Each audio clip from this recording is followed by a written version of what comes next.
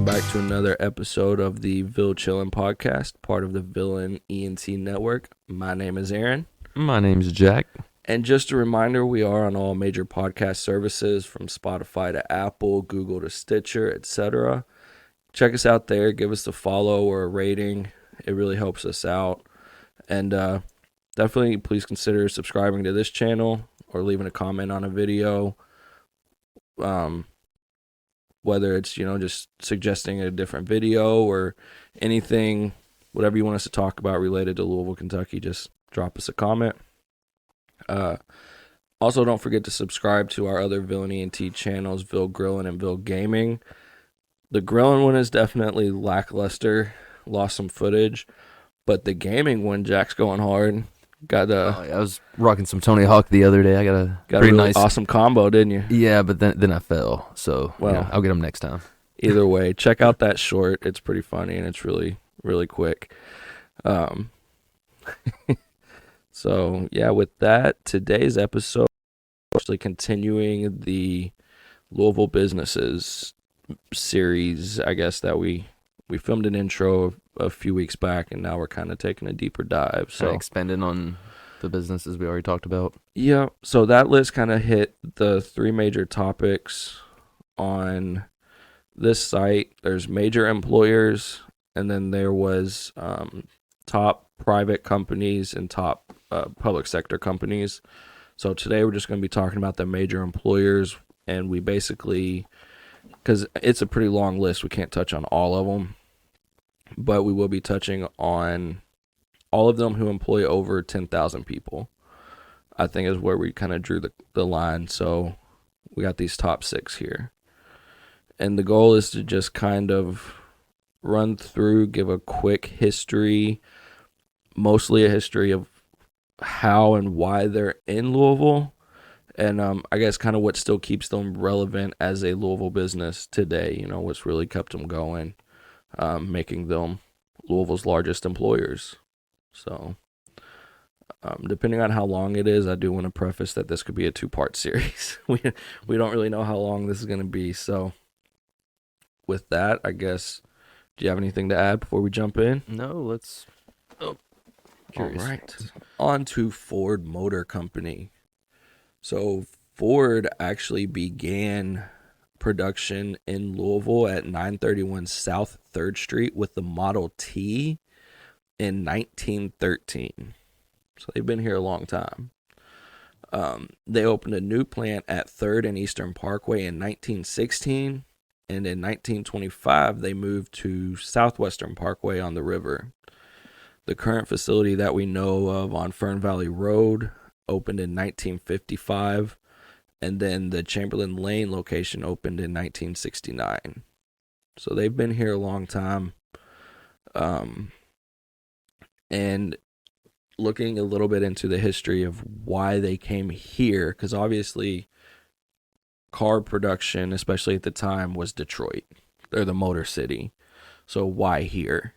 And it came down to, one, distribution ability, which we already covered kind of with UPS, but then also with the high demand for supplies to operate the plants, Henry Ford understood the resources Kentucky had and its logistical positioning. So Ford bought coal mines, timberlands, railroads, river ports. He literally just bought these things up to make it easier to receive supplies and ship out cars. And they were building like 12 cars a day at first, I think, Model Ts back in 1913. And when you're talking about putting things together pretty much by hand, that's not bad. I can't build a car in a day, so not one. Of course, the assembly line was there, but what they would do is they would actually ship the cars in parts, kind of. I guess like you had the body shipped in, the doors shipped in, the engine probably came in pretty much complete and would be shipped in. And so all they had to do was just assemble the major pieces. They weren't like bending the metal and everything there yet, which is what they do today. Like it's full-fledged production and assembly today. Ford and Louisville have always had quite a symbiotic relationship. with Ford receiving state and local tax incentives in return for continued investment and advancement of the local plants, such as Ford's green advancements that they kind of promised to, with dropping vehicle emissions and using as many recyclable materials as they could.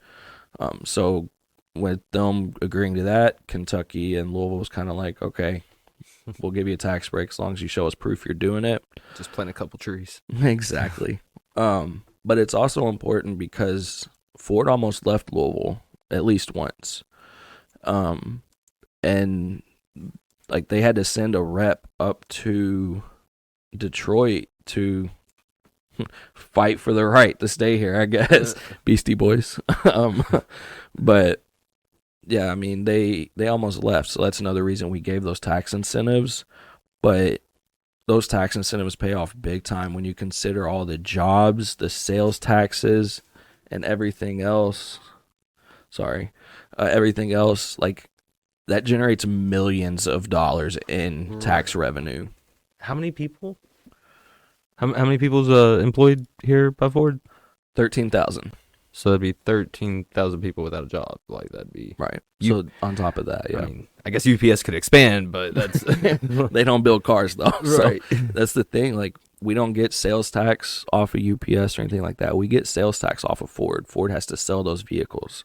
We get all the different things, and I mean that's why Ford's so big here. You know, dare I start a war? The most popular vehicle, sports car that I see in Louisville is the Mustang.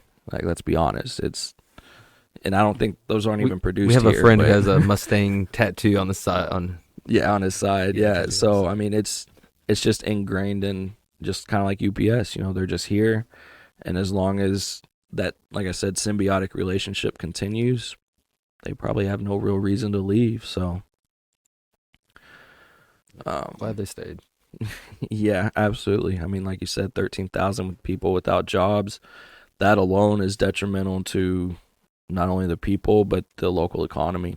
Mm-hmm. You know, that's 13,000 people not able to pay their utilities, their mortgages, buy food, produce income for other local businesses. So, all right, on to Humana, who employs 12,000, a little over 12,000 people,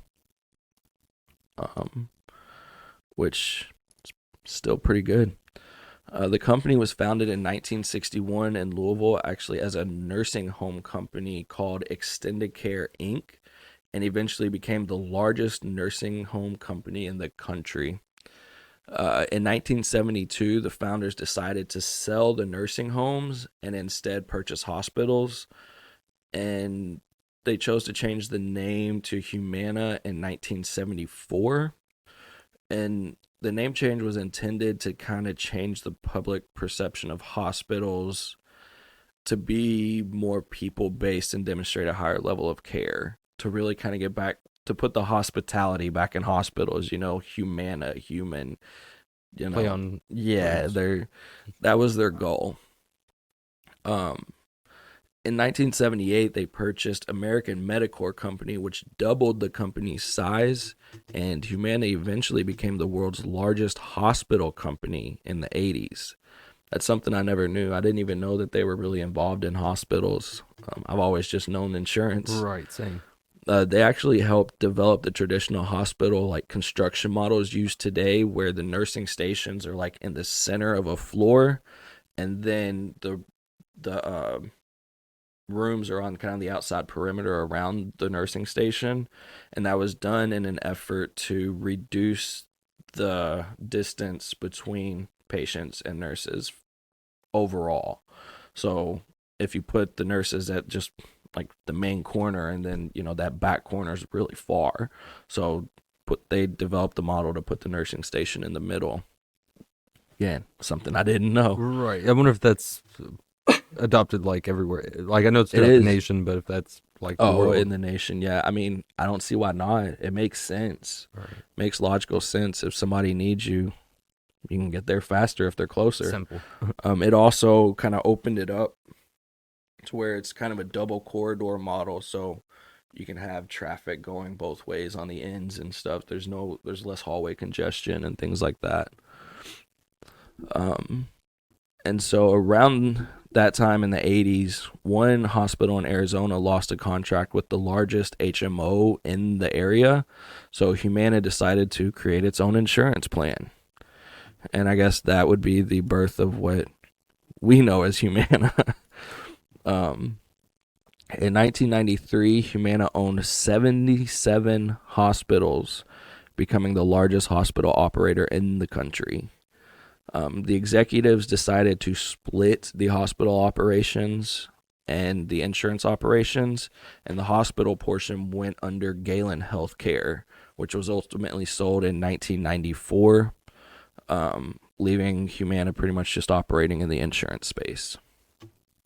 In 2008, Fortune magazine named Humana as one of the top 5 most admired healthcare companies in the U.S. In 2010, Humana purchased Concentra, which included urgent care and physician therapy centers, which kind of put Humana back into actually providing health care, not just insurance again. But they ended up selling Concentra in 2015 for about $1 billion. Wow. Probably a good sale. Probably a quick turnaround there. Yeah. Guessing.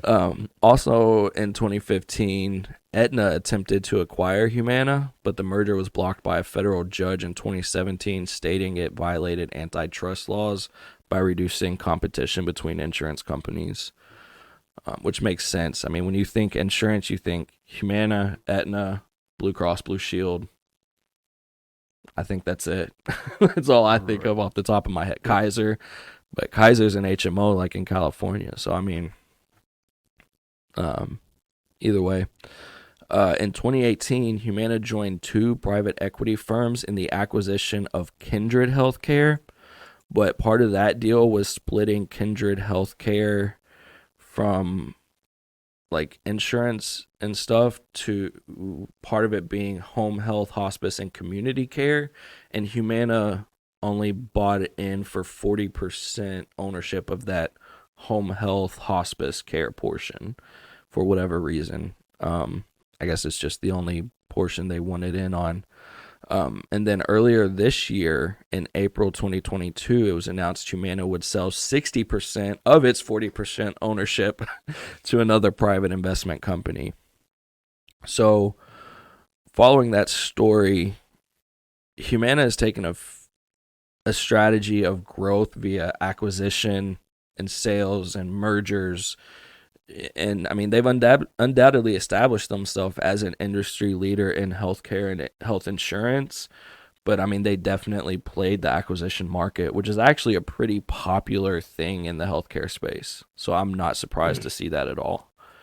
I've read that about other companies. I mean, I've been industries right now, just healthcare. I mean, that's a lot of them. I mean, that's I guess because I technically work in like benefits administration, I've been part of multiple acquisitions. So you'll see it as part of your work. I've been there, yeah, and I see it happen all the time. So, but like I said, regardless of how they grew, they definitely established themselves as industry leaders, even in things that they're not technically a part of anymore, like the hospital designs and things like that. And again, they employ over 12,000 people, so that's pretty huge just in Louisville. And the last one on our list, U of L Health. So U of L Health was interesting. I wasn't quite sure how to word it because U of L Health was technically founded in 2019 as an academic medical health system. But basically what happened is Kentucky One and Catholic Health Initiatives, so the previous owners of like St. Mary and Elizabeth, U of L Hospital ended up using, or U of L Health used part of the University Medical Center funds to purchase those hospitals back in 2019. So that's why they have such a late founded date, even though we know Louisville's been practicing medicine a lot longer than that, right? So U of L Hospital was founded in 1837, and then known as Louisville City Hospital. And it was the teaching hospital of the University of Louisville, which is the 9th oldest medical school in the U.S. That's pretty old. In 1911, the U of L hospital housed the world's first emergency room, and to this day is the region's only level 1 trauma center. I didn't know that. I didn't either. I knew U of L played a major role in healthcare and stuff and medicine, but I didn't know. Yeah, and I couldn't even really get into that. They've done a lot, but this is just kind of the highlights of what I could find and things that blew my mind a little bit. The current hospital was built in 1979 and is the 5th largest hospital in the region. And back to that 2019 acquisition of those hospitals, each individual hospital has its own unique history. I didn't really want to touch on them because, for one, there's like 10 of them, and that who knows how long that would take. But I'm more interested in kind of the U of L side of it, because those were just acquisitions, right? So while only existing as a health system since 2019, the School of Medicine dates back to 1833, when the Louisville Common Council set up a committee to investigate establishing a medical college in the city. The history is extensive, definitely plays into the ability for the University Medical Center to even be able to acquire all that stuff, all the hospitals that they did. And honestly, like I said a minute ago, it would take an entire episode to try to cover everything. But if you want to know more, you can go to about the individual hospitals. You can go to uoflhealth.org in their About section. And then if you want to know the history of U of L School of Medicine itself, you can learn more at louisville.edu/medicine in the About section. And honestly, I think that's one, kind of like you were talking about, a deeper look into some things about UPS earlier. I'd like to take a deeper look into the actual history of the School of Medicine. Some of those major things that we did do to establish ourselves like we are in the region, you know? Right, and it doesn't even go into, like, I wonder if war played a role as far as, like, our placement with some of the military bases, like Fort Knox and things, close by. If that had anything to do with, like, how much of the advancement of, healthcare or, like the medical had to be here. I don't know, just guess. And I'd really like for us to look into that, Yeah, I mean, I'd love to do an episode on just kind of the history of medical care or the expansion of medical care in Louisville, because, I mean, we've mentioned it in previous episodes. Camp Taylor was right here in Louisville, like 6 miles southeast of downtown Louisville.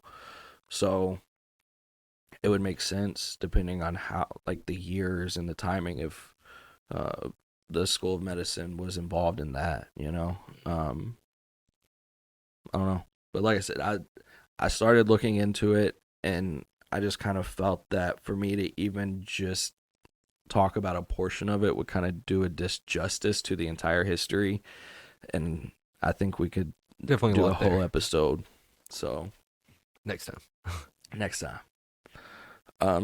And of course, I don't know if I mentioned yet, but U of L Health employs 12,000 people as well. So that's pretty huge. That includes the hospitals, the physician offices, all of it. So definitely a major employer, as well as a major important infrastructure for the city, which is awesome. It's kind of awesome to see those combined. So as far as today, that's kind of all we have. Again, we only touched on the employers that employ over 10,000 people, and that's not to say the other employers here aren't important. Of course, we could talk on this for hours and hours, so we just kind of drew a line at 10,000 and touched on those. But there's plenty of other companies. This website lists them all, at least to a certain cutoff point as well. Looks like their cutoff is 1,000, and some of these date back really far. So who knows? Maybe we'll end up doing another episode on these again later, exploring further into the list. I guess with that, do you have anything you want to add? That wraps it up, I think. All Sounds right. good. I guess again with that, if you like us, like our video, consider subscribing, considering give us the thumbs up. Again, drop a comment and tell us what you did or didn't like, or if you completely disagree with our assessment of something. We're here to learn as well as just kind of spread as much information about Louisville as possible and why we are such in the position we are in the state of Kentucky, I guess. You know what I mean? So, Definitely. with that, as always, be blessed. Bless someone around you. See y'all next time. We'll see you later.